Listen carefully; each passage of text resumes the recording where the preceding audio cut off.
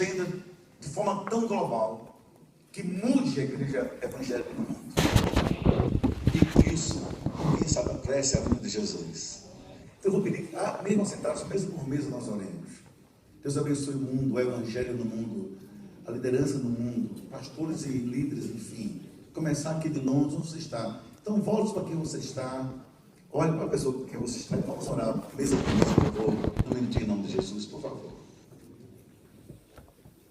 Só por isso.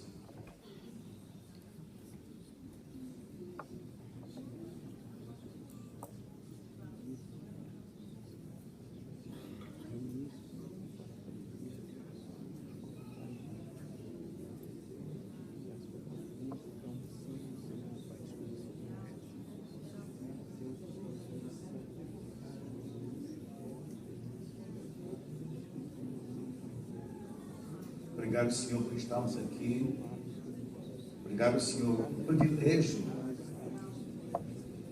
de estarmos unidos, Senhor, aprendendo sobre o Teu reino, nossa militância nesse reino, como líderes, Senhor, de vários ministérios, pastores e líderes em geral. Obrigado pelo que já ouvimos, Senhor. Tanta coisa boa dos Teus filhos. O Senhor nos abençoe, Deus, possamos influenciar outros. E fala sobre o Deus da importância desses encontros. Abençoe teu filho, pastor Elias Dantas. A equipe, Senhor, que o ajuda. Os pastores que nos escutam e lidam dessa, Senhor. Que a gente possa multiplicar tudo isso. Para abençoar o teu reino. Em nome de Jesus. Amém. Meus irmãos, não é muito comum no Brasil eu estar assim, tanto tempo perto de pastores como o pastor Pascoal, o pastor Paulo Mazzoni e o próprio pastor Elias. A gente aprendemos muito. E muito mesmo. Quem não para ouvir, para aprender, não ainda entendeu sempre de ser servo do Senhor. Agora, eu gostaria de começar, antes de ler o texto bíblico, com um conceito simples da psicologia. Mas se você não entender esse conceito, você não entende a minha mensagem. Se você entendê-lo, vai entender o porquê da reflexão. Como ninguém é obrigado a entender termos técnicos, isso, cada ciência tem sua linguagem, mas alguns termos são mais genéricos, eu vou falar de forma bem suave e bem leve. A psicologia trouxe para a nossa vida, nossa compreensão de vida, um termo chamado imaginário. Depois esse termo também começou a ser aportado pela sociologia. Mas a psicologia foi a mãe desse termo. O que é o imaginário? É simples. É a ideia de que o ser humano, na cultura em que está inserido, na história que vive, na sua vivência, ele elabora de forma inconsciente imagens mentais e, digamos, uma certa cultura acumulada que ele vai formatando e auxiliando no lidar com suas realidades, compreender o mundo ao seu redor. E não há ninguém que viva sem esse imaginário, embora não se dê conta dele. Mas todo líder, todo terapeuta, todo pastor, toda pessoa que influencia outros tem que conceber esse conceito para também entender isso no mundo. Por exemplo, no imaginário de um filho, o pai é um herói. O pai que não se dá conta disso, torna-se um pai irresponsável diante do filho. Mas até uma certa idade, em que isso é desconstruído por alguma decepção, o filho vê o pai como herói. O filho não entende um filho pequeno que é um pai na cadeia, é o seu pai. É a sua mãe. Então as meninas têm na mãe um imaginário. Os filhos igualmente. As pessoas sobre nós, adultos, sobre nós, líderes. E há, na mente de muitos pastores e líderes, uma certa inconsequência no seu comportamento, por não entenderem o imaginário das ovelhas em relação ao pastor. Vamos lá, nós somos humanos, e nós sabemos que somos humanos. Nós não somos perfeitos, e sabemos que somos imperfeitos. Ainda bem que sabemos. Nós somos limitados. Nós falhamos, nós pecamos, nós erramos, mas nossos erros, pecados e falhas causam um dano muito grande no imaginário das ovelhas, que não nos vê assim de forma tão comum. Nos vê com pessoas de Deus, nos vê com pessoas diferentes, nos vê com pessoas inspiradoras. E quando esse imaginário é associado, digamos, é desconstruído, aliás, isso é muito danoso. Vou dar a vocês 2 exemplos, um positivo e um negativo. Ambos comigo. É perigoso dizer coisas boas a seu respeito. Vou só dar um exemplo, porque eu não tenho outro no momento, que foi forte. Mas também não tenho dificuldades em dizer coisas, digamos, que foram falhas minhas, que eu me assumo como tal. Mas, há um ano retrasado, 2012, desculpe, eu tive uma surpresa muito grande. Estava no meu gabinete na igreja, no final da tarde, quando liga para mim, que não é comum em lugar nenhum do Brasil, a secretária do arcebispo católico da Paraíba.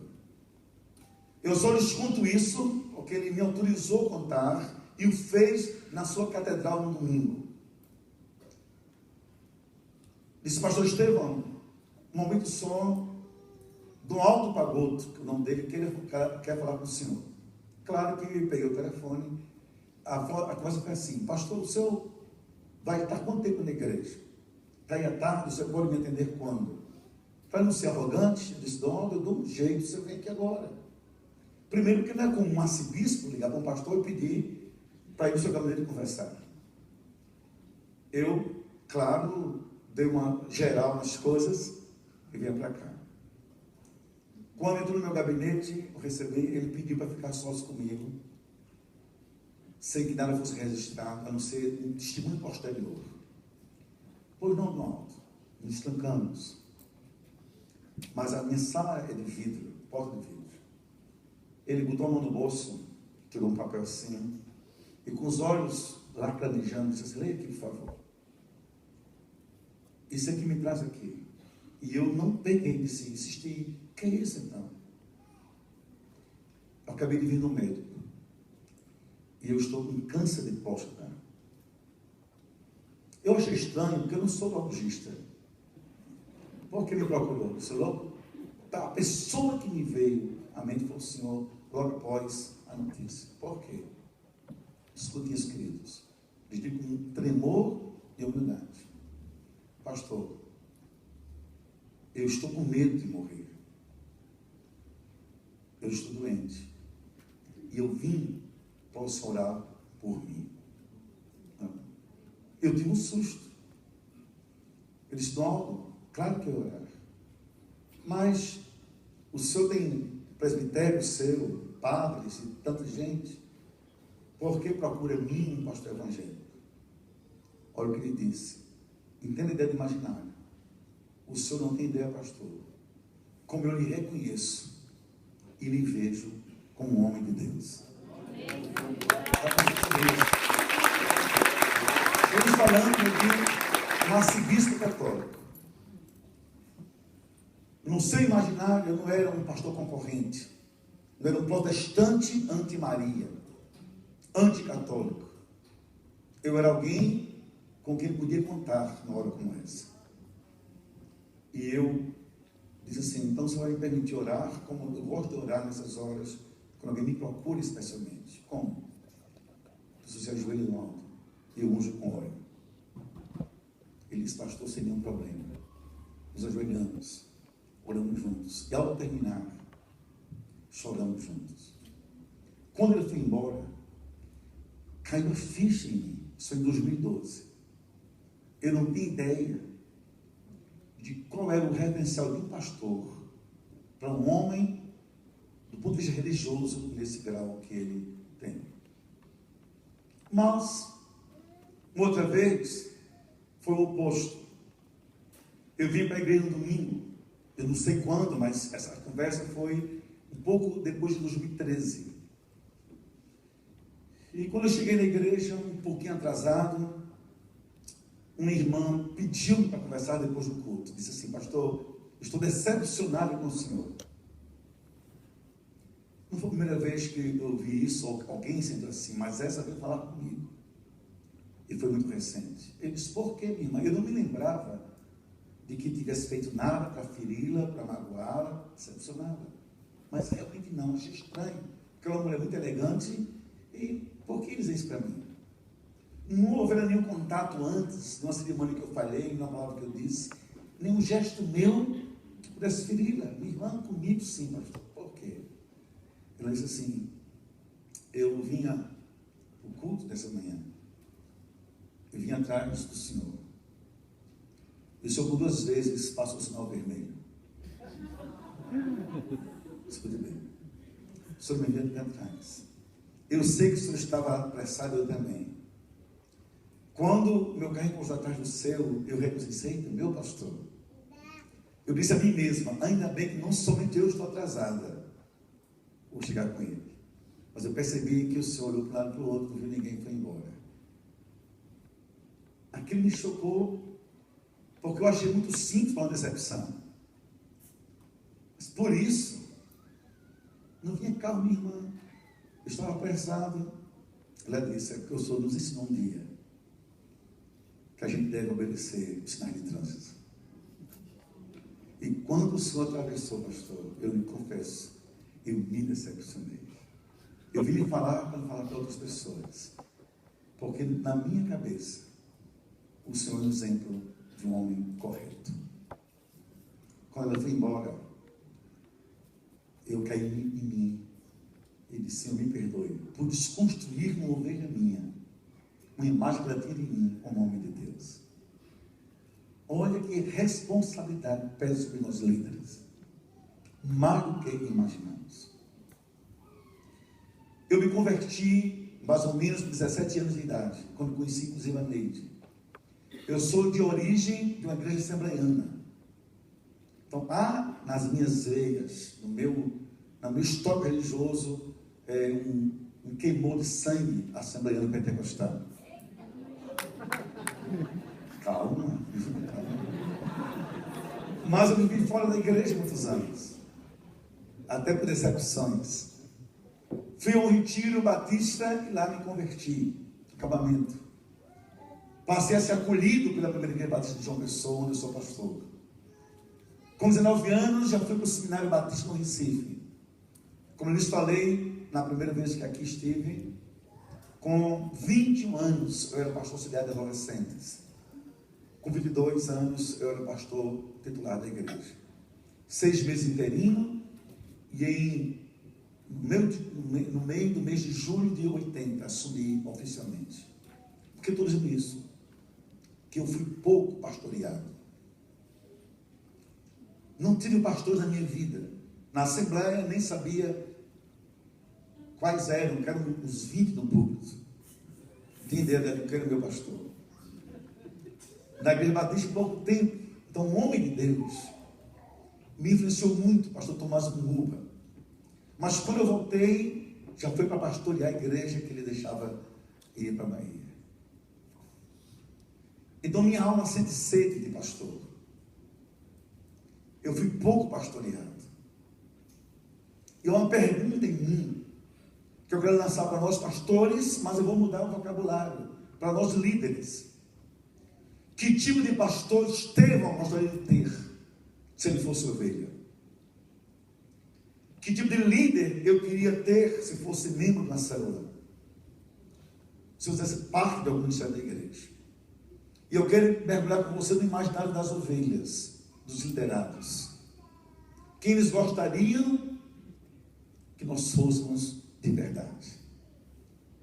Como seríamos para eles mais significativos nesse mundo tão difícil, nesse limite tão tênue entre estar frente, mas ser para alguém um ser significativo, referencial, no imaginário das ovelhas. Um dia eu sofri com minha esposa, sentado sozinho, nesses momentos de crises conjugais, eu a via chorando, e ela sabe chorar de forma silenciosa. Ela, quando fala e ri de forma coletiva. Isso é bonito. Neide é profundamente verdadeira, espontânea e natural. Mas ela sofre mais reservada. Ela só viu uma lágrima descendo. E eu comecei a pensar, será que é por mim? Eu comecei a pensar, o que é que se passa na mente da mulher de um pastor, quando descobre que ele é apenas mais um homem, nada mais. Mas não foi com esse homem qualquer que ela casou-se. Foi com um pastor. O seu imaginário foi alterado. Quando ela disse a sua mãe ou sua amiga, vou me casar e me casar com um pastor. Eu queria ler com você, que você abrisse a Bíblia, acompanhasse na tela comigo, 1 de Pedro 5, de 1 a 4, por favor. E rapidamente eu quero falar sobre essas coisas. Aos presbíteros que estão entre vós, admoesto eu, que sou também presbítero, e testemunho das aflições de Cristo, e participante da glória que se há de revelar. Apacentai o rebanho de Deus, que está entre vós, tendo cuidado dele, não por força, mas voluntariamente, nem por torpe ganância, mas de ânimo pronto, nem como tendo domínio sobre a herança de Deus, mas servindo de exemplo ao rebanho. E quando aparecer o sumo pastor, alcançareis a incorruptível coroa de glória. Pai amado, Senhor, abençoe esse texto. Abençoe, Senhor, a tua palavra em nossos corações, ouvidos e mentes. Abençoe, Senhor, Pai, cada um de nós, pastores e líderes, homens e mulheres, não importa. Que todos nós sejamos pelo teu Espírito edificados e desafiados para uma vida que inspire vidas para a glória do Senhor. Amém. Eu descobri, queridos, que o primeiro pastor pode... Querido, prosseguir. Eu esqueci que eu estou com controle.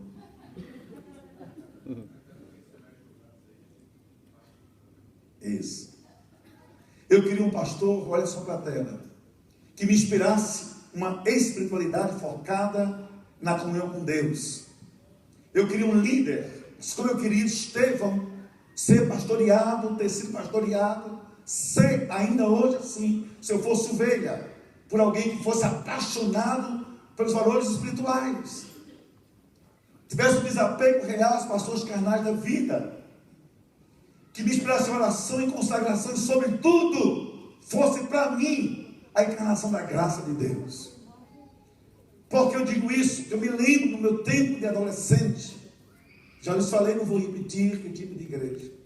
Eu vi homens sisudos no púlpito, de paletó e gravata, que mais me pareciam xerifes religiosos do que pessoas cheias da graça do Senhor Deus.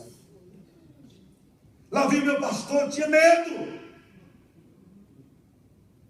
O pastor era um fantasma que apavorava as ovelhas por perto.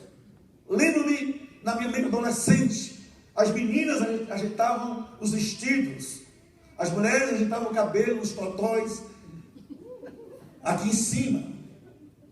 Os homens ajeitavam a gravata, porque chegou o pastor.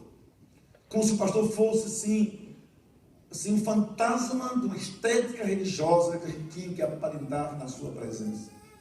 O pastor causava atenção e não alegria.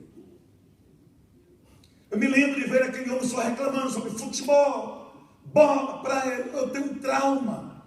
Escute, queridos, eu moro numa cidade à beira do mar, que é mar morno, quentinho, quase que o ano inteiro.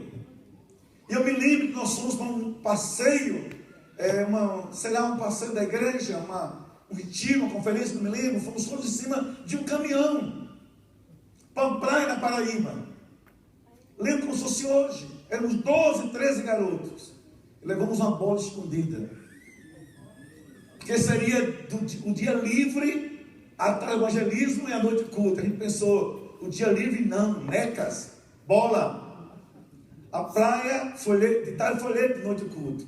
E fomos, e ao chegar lá, quando jogamos a bola, o pastor disse, um deles, guarda a bola, viemos trabalhar com Deus, não para o diabo.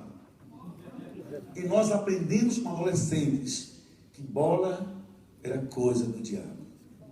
Lembro-me que as irmãs iam para a praia, eram obrigadas a usar vestido na praia. Mas uma coisa me deixou muito marcante, é que um desses pastores, sem se aperceber, desconstruiu meu mundo. Quando foi na minha casa, meu pai era o único homem formado da igreja, com quase 5.000 pessoas. Meu pai tinha melhores condições um pouco. Meu pai comprou uma televisão, era dos anos 70, Copa do Mundo. Cada televisão era preto e branco. E o meu pastor, o mais radical, mais anti-praia, mais anti-bola, mais anti-sorriso, bateu na porta, disse assim, que meu pai tinha televisão e tinha condições. Irmão Oliveiros, eu posso entrar assistir um jogo? Aí ele disse assim, mas pode, pastor? Ele disse assim, se você guardar segredo, eu entro. E eu via na minha sala o pastor curtindo aquilo que no púlpito reclamava tanto. Então eu cresci com medo da imagem desse líder. Quando me tornei convertido e fui para a Igreja Batista, veio essa ânsia em mim. Aí eu queria um pastor que me inspirasse sobre Deus, não sobre legalismos apenas, que chamasse a orar, que falasse comigo, que brincasse comigo, mas que fosse para mim a encarnação da graça de Deus, que ao chegar a gente sorrisse, não se escondesse, que ao falar a gente lembrasse de Jesus do Sermão da Montanha, não do delegado atrás de grades. Um pastor, um líder, que ao olhar para ele eu tivesse prazer em dizer, eu quero o Deus desse homem, faz bem o Deus desse homem na minha vida. Isso eu cresci. Eu cresci muito com medo desse tipo de liderança. E hoje, queridos, há um desafio para a gente. Por isso que parece me imaginário. Que imagem de Deus nós produzimos em nosso rebanho? Nossos liderados, nossos pequenos grupos, nossas células, nosso ministério. E quando eu me lembro que se eu chegar, eu não sorrir, eu reproduzo o meu passado. Quando Deus que me ensinaram, não vale a pena estar muito perto dele. Ele é muito ríspido, muito sem humor, muito carrasco. Eu lhe pergunto em nome de Jesus, você como líder, nesse encontro tão abençoador e abençoado, aos seus liderados, ovelhas liderados, quem você inspira quando chega e fala sobre Deus? Segundo, eu queria ter um pastor que me inspirasse uma vida de santidade, mas não no sentido, sabe, que a gente percebe que é só palavras, discurso, nada mais, mas me chamasse a dizer, Estevão, vamos dizer não ao pecado, porque ele me inspira o não pecado. E aí o pastor que eu tive, mesmo rapidamente, era exatamente assim. Vocês terem ideia, eu e Ney nos casamos virgens, namoramos 5 anos, tivemos muita chance de ter sexo, porque éramos adolescentes, éramos jovens, nós conhecemos, eu tinha 18, ela ia fazer 14 anos. Fosse hoje no Brasil, era preso por pedofilia, porque ela era de menor.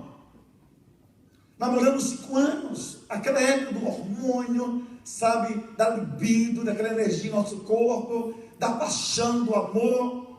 Quantas vezes na minha mente, na minha energia, na minha libido de um jovem crente, sabe, veio passar no limite, mais que um beijo, mais que um amasso, quase sexo. E isso fala em nome de Jesus. Muitas vezes a gente não pecou, que naquela hora eu me lembrava do meu pastor. Diz assim, não posso dar a ele uma tristeza dessa, que ele me inspira a santidade. Ele orou pelo nosso namoro. Ele disse, se vocês um dia forem tentados, por favor, me procurem, por lhes ajudar. E a imagem dele, pastor Tomás Mugoba, tão santo perto da gente, foi muitas vezes força de dizer assim, como é que eu vou olhar para o meu pastor se eu fizer isso? Porque eu sabia que Deus já estava nos vendo.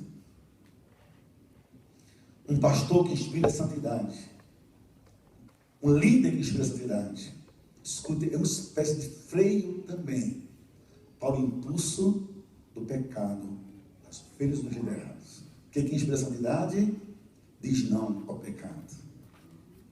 Eu queria um líder que me inspirasse integridade, que não tivesse vergonha de caminhar com ele em qualquer canto, que não ouvisse histórias mal contadas de que aquele homem esquizofrênico é um no púlpito, outro em casa.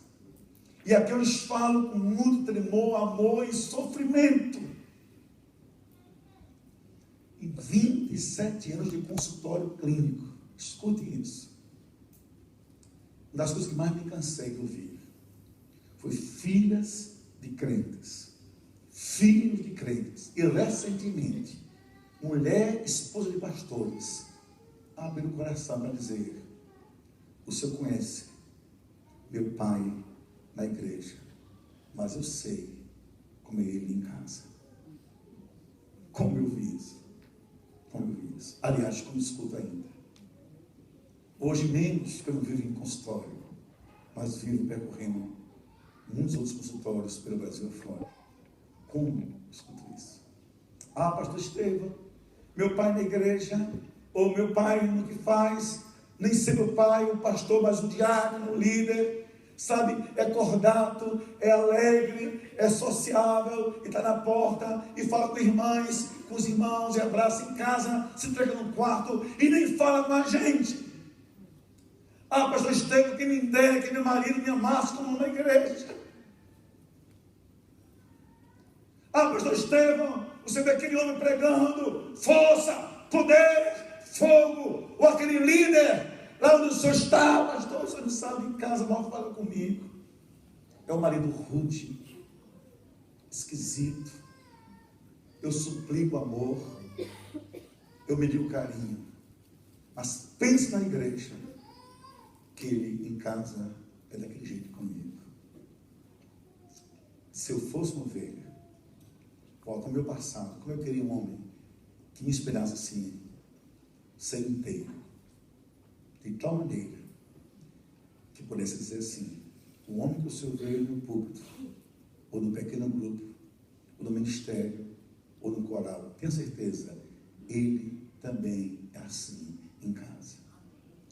Eu disse a vocês que eu tenho alguns poucos critérios, mas tenho, de quem leva a minha igreja.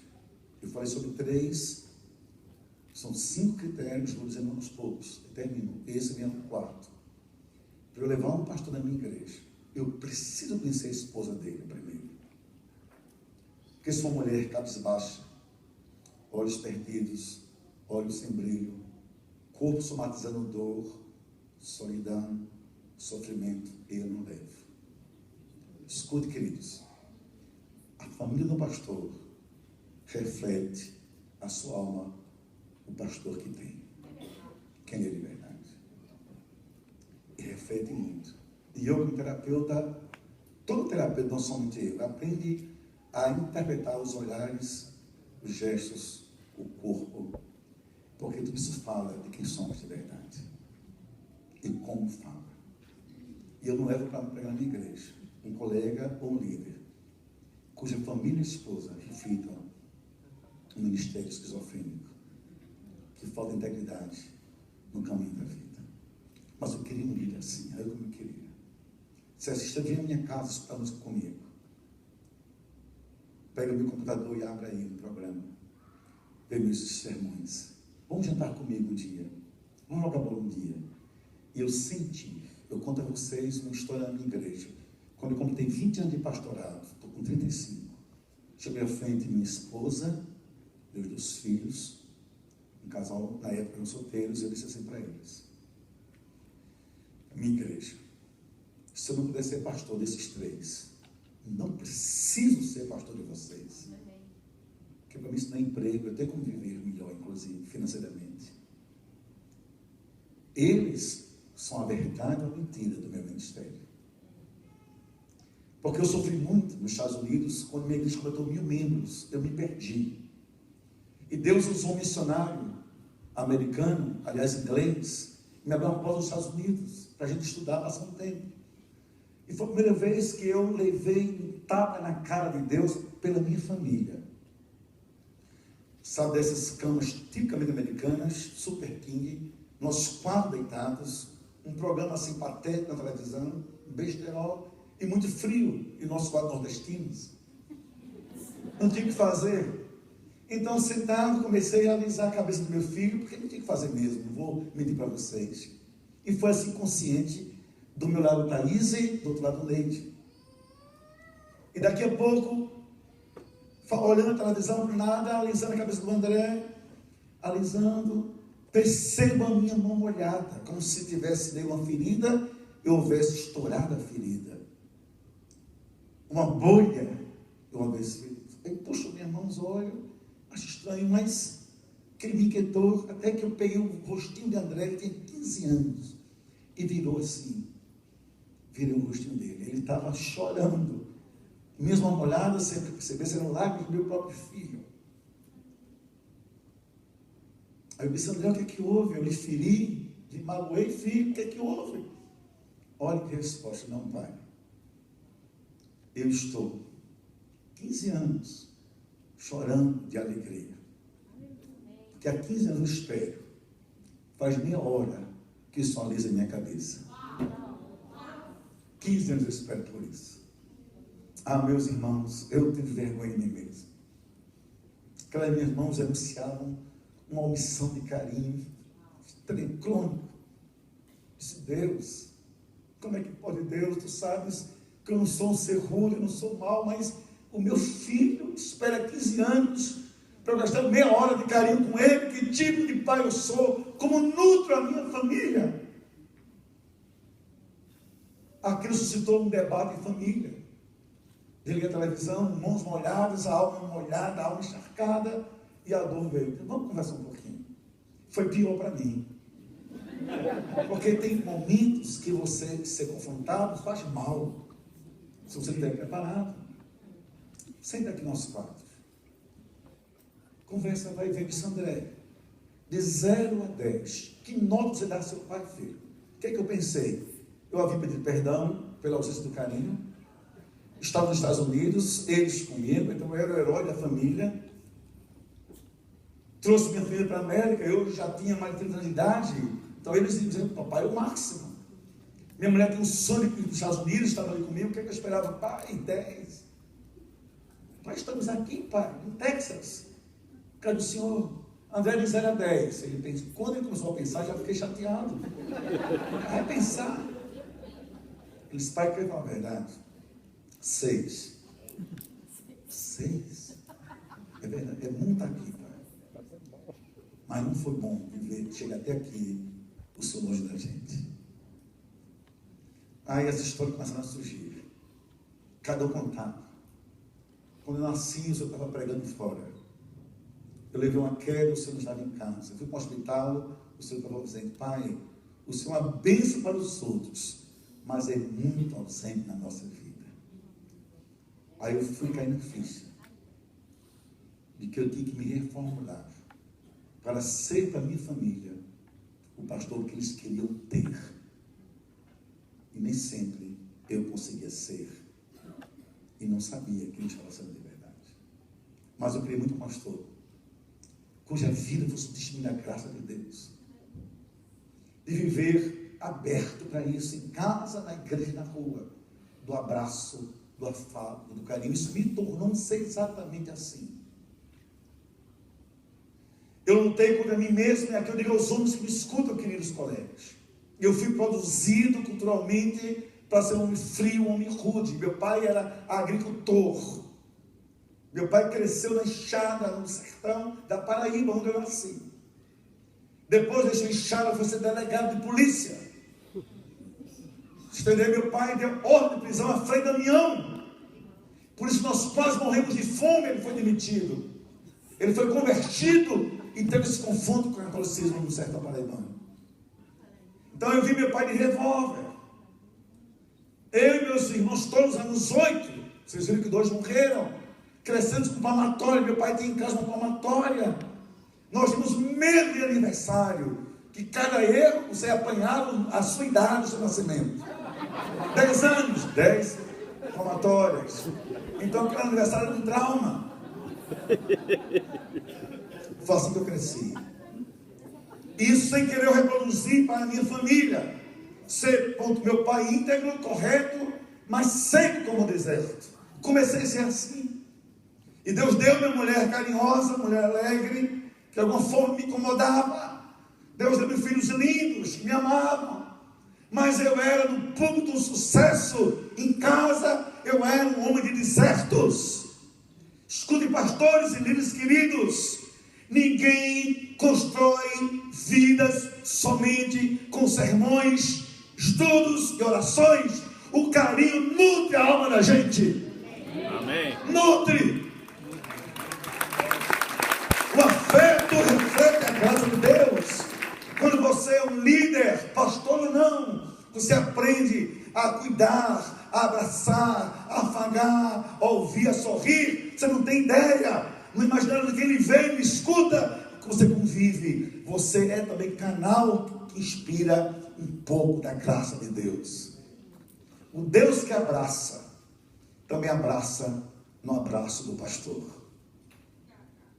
E o Deus que rejeita, também está presente um pastor ausente dos dramas das suas ovelhas, do líder dos seus liderados. E ainda hoje, há uma sede em mim de ser um pastor assim. E às vezes eu me dou conta de uma coisa: o pastor que eu queria ter, dificilmente seria eu mesmo. Deus tem que trabalhar muito comigo. E nele testemunha. Minha mulher está aqui. Quantas vezes eu sofro em casa?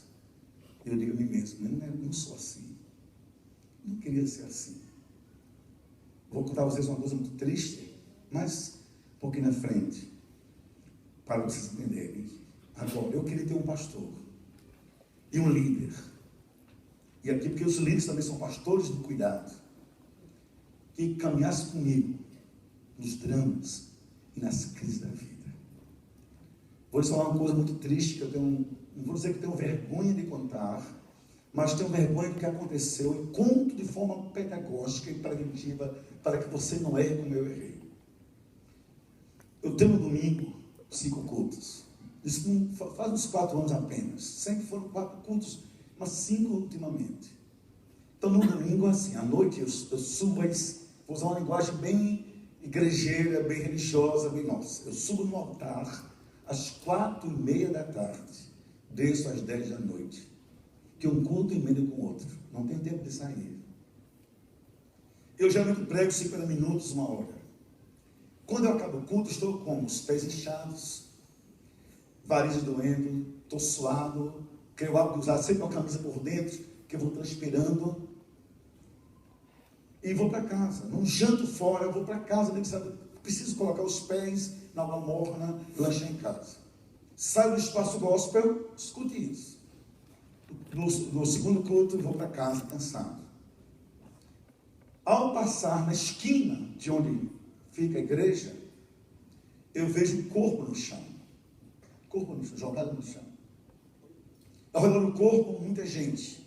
Só deu para ver que era corpo feminino. Na hora H, aquela voz assim, a racionalidade do ser humano: não vá.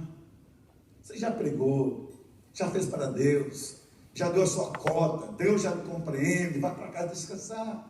E fingi que não vi um corpo no chão, na esquina de onde eu havia pregado. Passa direto. Quando eu desci na avenida, o Espírito Santo começou a me inquietar com palavras duras: tenha vergonha na cara. Você falou do meu amor, da minha graça, da minha cruz, do sangue, da compaixão, e finge que não vê aquele corpo, que está cansado, está rouco, suado. E se for sua esposa, se for sua filha, e o pior, se for alguém que estava no culto que você acabou de falar do meu amor. Meus irmãos, eu me angustiei muito, muito. E fiz uma oração muito estranha. Disse: Senhor, se tu me amas, mais do que ama aquela pessoa, eu te peço uma coisa: segure ela um pouquinho. Não deixe que morra, nem que leve para no hospital. Deixa eu chegar primeiro. Eu corri meu carro, rodeei assim, rapidamente, Tem uma alegria estranha. Quando eu cheguei perto, ela estava lá no chão, tinha mais gente ainda da igreja. Eu sou conhecido de mais de uma pessoa, eu desci do carro, já vi o isolamento, o SAMU. Aí eu disse que a ambulância de socorro disse, dê licença. Me apresentei, dê licença, fui até o corpo. Olha, eu vou ficar de joelho só para vocês lembrarem o que eu passei literalmente. Aquela mulher no chão, eu pedi licença ao policial, me ajoelhei. Ela estava emborcada. O rosto no asfalto, sangue. Virei o rostinho dela.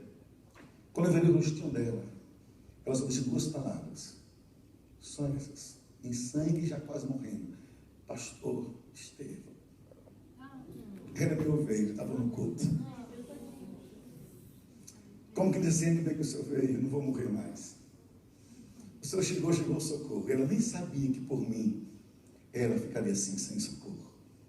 Aí eu gritei com minha alma, Deus, por favor, salve essa moça. Liguei para o hospital, mandei a ambulância para o hospital, fui na frente, o médico de plantão era ovelha, para chegar assim, ele socorreu a moça, ela entrou em coma 1 dia, 2, 3, 4, 5, eu perdi o contato. Depois viajei. Estou na minha igreja um dia, Pascoal, discuti isso.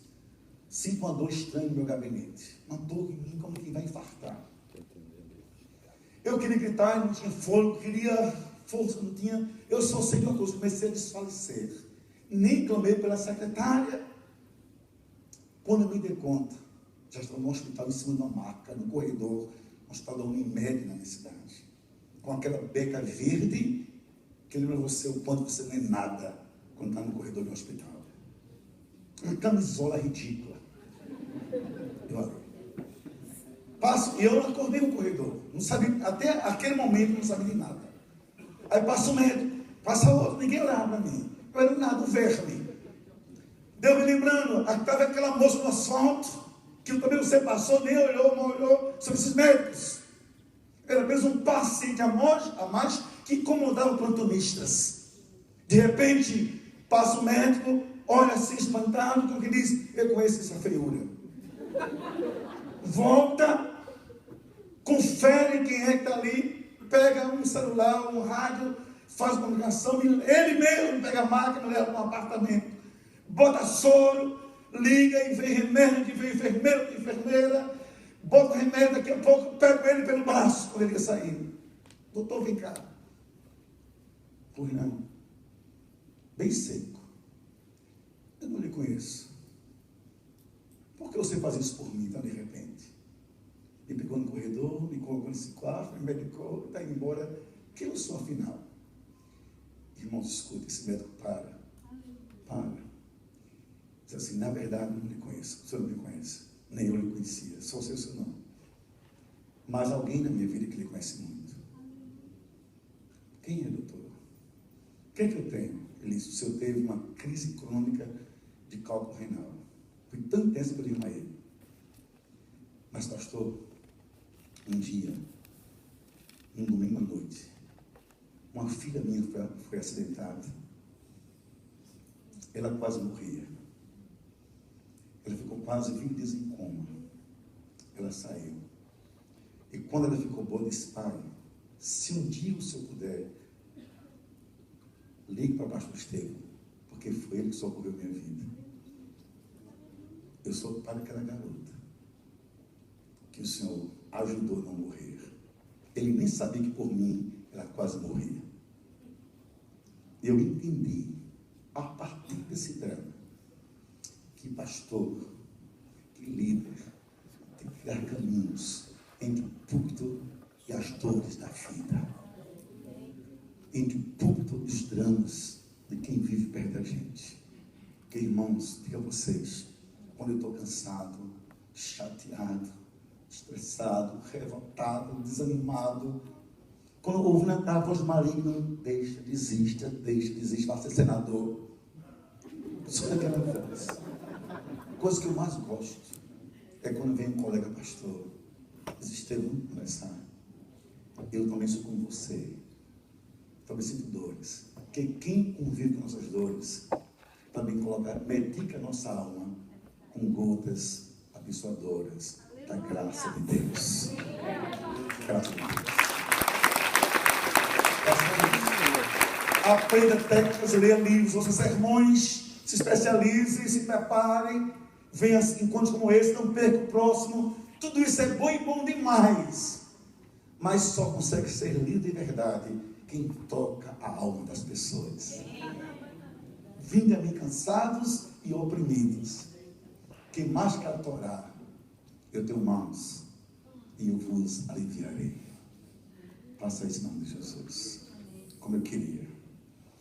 Eu queria, queridos, você ter um pastor que fosse tão humano como eu, sem máscaras. Eu digo uma coisa a vocês, um líder. Nós líderes em geral, pastores e não pastores, como nós, eu não sei se você tem a tentação, mas eu tenho.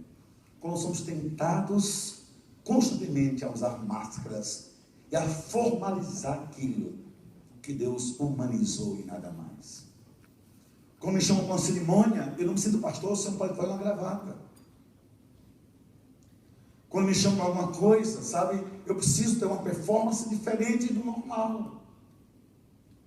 Preciso dizer a mim, não, Estevão, você é forte, você não chora, não sente dor, você não erra, você é anjo, rapaz. Aí eu chego na minha casa, cansado, doente, estressado, arrasado, cheio de dores, de sangue na alma, ingratidões e tantas coisas. Eu digo, anjo, coisa nenhuma, Estevão! Que tipo de anjo é esse? Assuma o seu humano e não tenha medo de dizer, estou cansado, estou com fome, estou triste, estou chateado, me ajudem, por favor, eu preciso de oração. Ao dizer isso, você diz assim às ovelhas, vocês têm um líder, então mando para vocês, que o pior que acontece com ovelha nossa, um liderado nosso, alguém que vive no nosso ministério, na igreja, num pequeno grupo, em qualquer ministério, é quando descobre que até ali nós somente usamos máscaras. Quando descobre quem somos, não fogem, ficam, mas porque a humanidade atrai e a hipocrisia afasta lentamente. E uma coisa, querido, aprenda isso. Eu vou dizer um lugar comum, todo mundo sabe disso. Estou dizendo nada novo. Um dia, todas as máscaras caem. Quanto mais cedo você for humano, mais verdadeiro você será para quem você lidera. Quanto mais verdadeiro, mais perto vai estar Jesus, a nossa mensagem, nossa postura e nosso ministério. Não tenha dúvida disso. Quando, e aqui eu vou terminar para não cansar vocês, quando meu último morreu, eu digo a vocês, eu descobri o quanto eu era fraco. Somos 2 pastores, e meu irmão me inspira muito. Mas eu vivia com meu irmão que acabou de morrer. Foi o segundo, vocês imaginam. Eu psicólogo, eu pastor, eu acostumado a pregar em velórios, em cultos fúnebres e a consolar, não tinha que me consolasse. No domingo posterior ao sepultamento, comecei a odiar meu púlpito, porque o espaço entre o púlpito e o primeiro banco, eu só vi um caixão.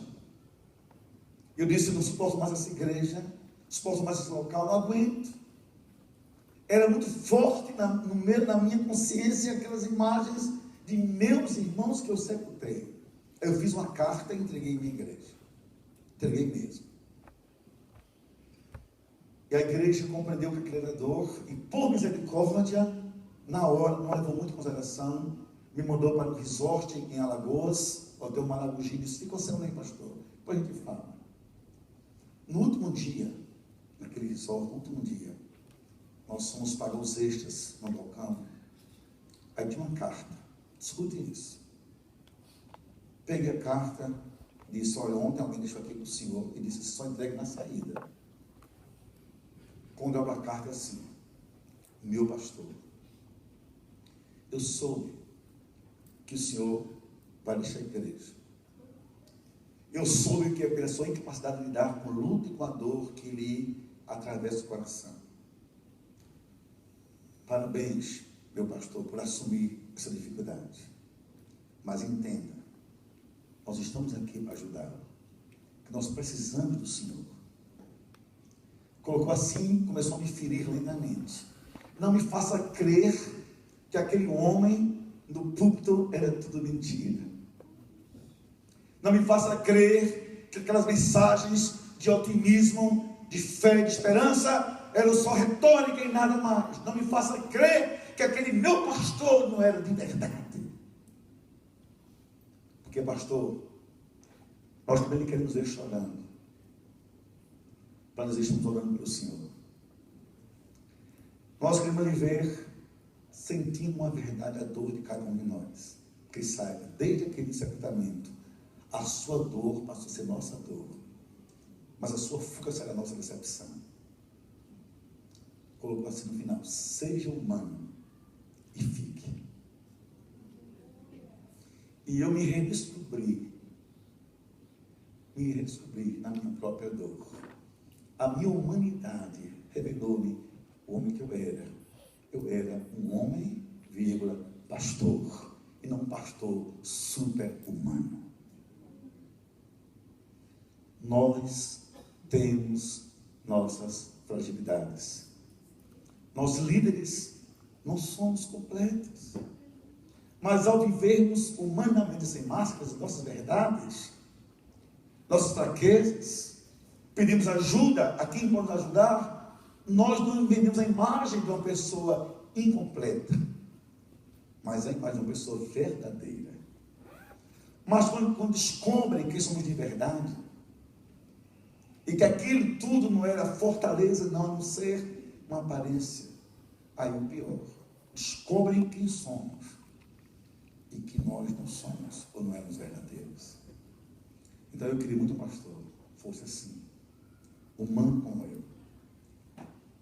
Eu criei hábitos assim, meu irmão. Fiz aqui quando eu vim para Londres. Vou na igreja na segunda-feira, que eu tenho um culto de oração.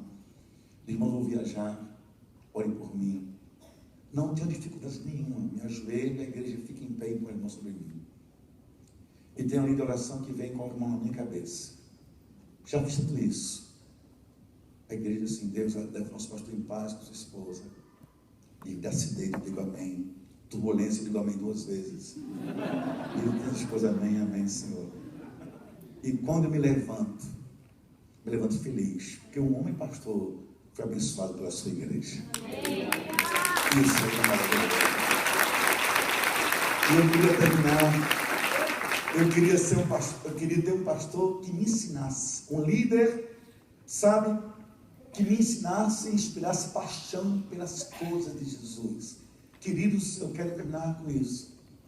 Todos os dias nós somos pressionados pela vida material, pelas contas da vida, pelas chances da vida. Lhes digo a verdade a vocês, já tive convite para ganhar mais fora. Já tive vontade de largar a igreja, fazer as contas. Já teve época que minha mulher ganhava mais no consultório do que eu na igreja. Isso atingiu minha autoimagem, minha autoestima. De Deus, eu sou formado, eu tenho outros cursos. Me passo por essa humilhação sem eu ganhar tão pouco. Até descobrir que esse não pode ser o valor da minha vida. E eu não lhes nego atingir a minha autoimagem de homem. Teve uma fase que a minha mulher me literalmente sustentava a casa. No seu consultório.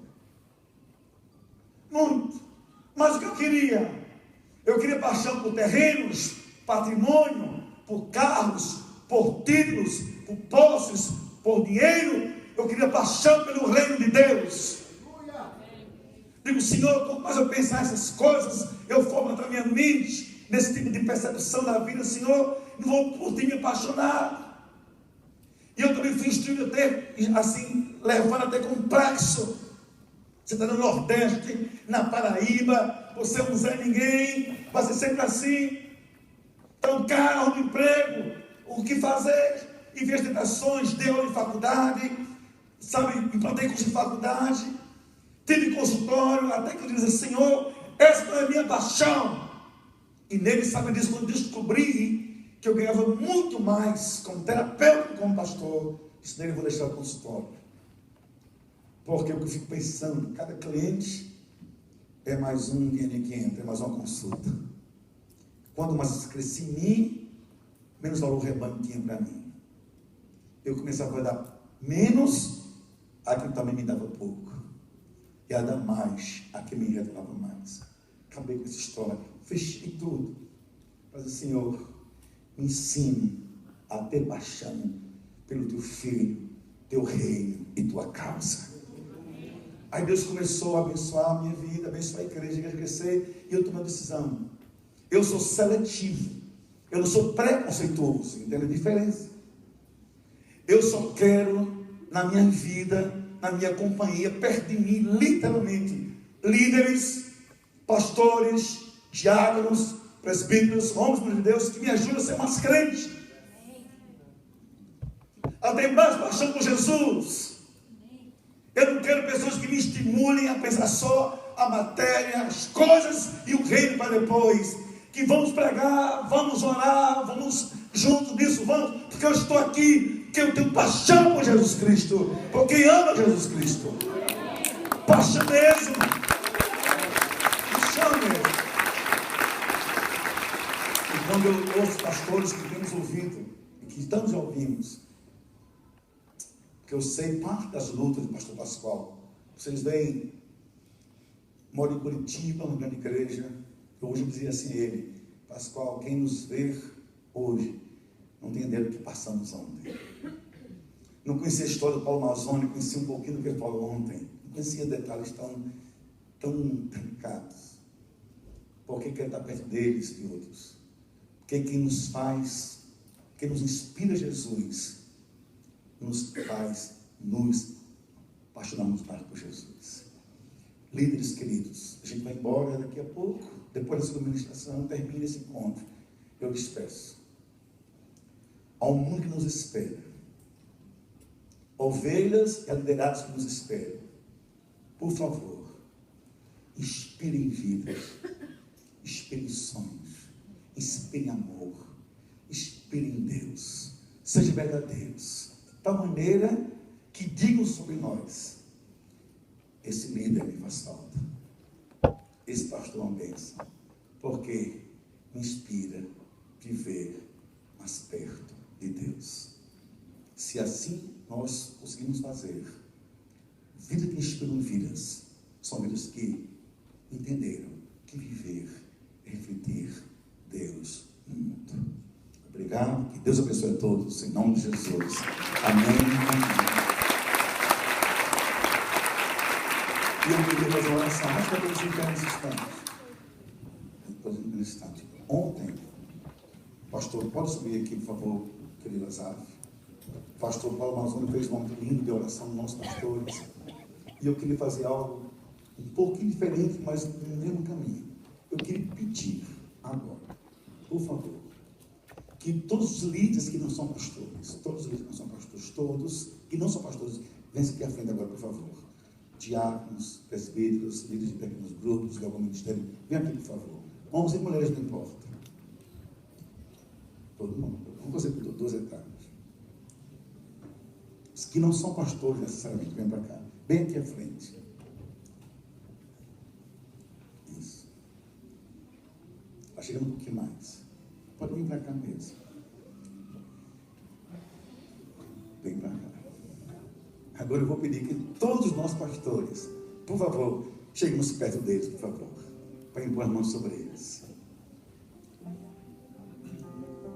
Vai chegando. Quando você estiver, levanta a mão aqui nessa direção, que eu queria orar. Amém.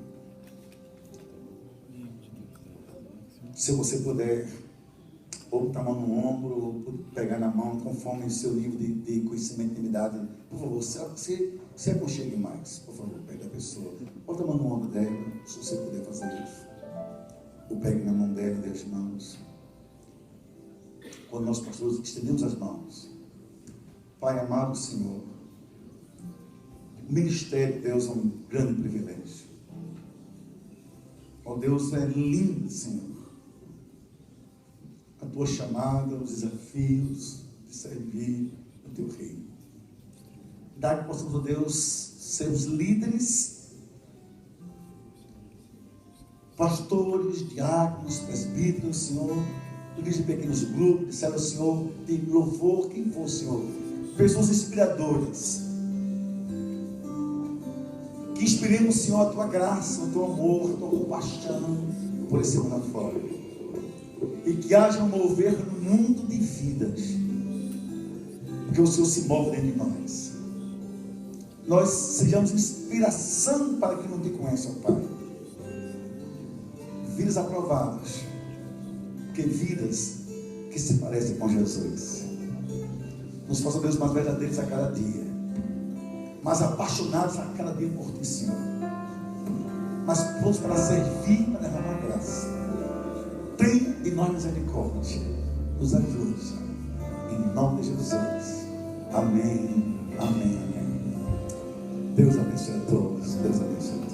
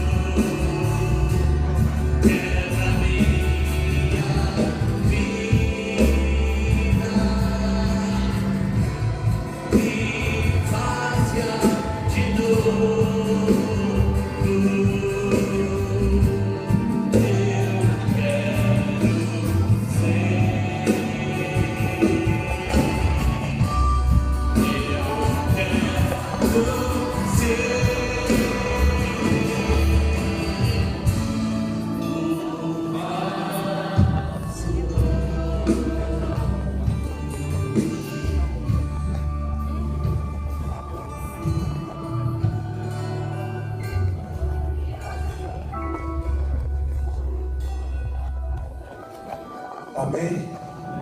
Tem alguém abençoado aqui? Amém. Bom, nós vamos ter um intervalo de 10 minutos. Antes, porém, eu quero agradecer.